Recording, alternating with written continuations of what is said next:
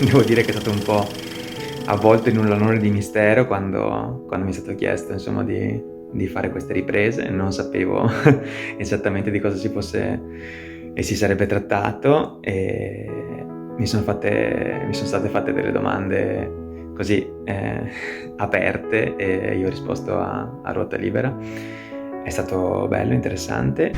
Sì, quando ci è stato chiesto di partecipare alla realizzazione di questo video ormai circa un anno fa, siamo state contente perché è stato un modo diverso di far conoscere l'attività sindacale intanto ai lavoratori di domani, a chi farà domani parte del mondo del lavoro, e spesso non si sa chi lavora nel sindacato che cosa fa effettivamente nei luoghi di lavoro. E noi? Cosa dobbiamo fare per il futuro, per i nostri figli, per i nostri nipoti? Anche noi dobbiamo essere presenti nella società. Dobbiamo fare tutto ciò che possiamo per rappresentare la società di oggi e la società di domani.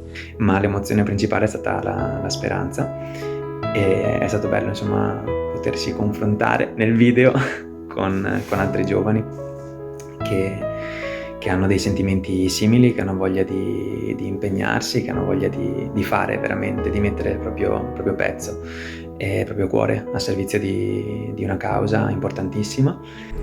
Ecco, quindi quello che ci auguriamo dopo questo video non è quello di fare più autografi, ma insomma, che inizi in realtà un percorso per la CISL di maggiore attrattività per le nuove generazioni.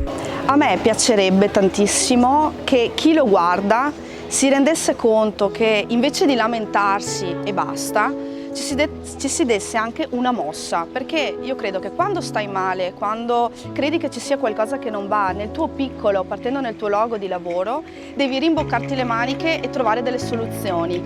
Non abbiamo raccontato cosa fa il sindacato nello specifico, ma abbiamo fatto raccontare a giovani impegnati nel sindacato perché fanno sindacato. Ecco, questo è stata una sorpresa veramente interessante, perché il film poi trasmette veramente una passione per l'impegno e per la voglia di migliorare il nostro mondo.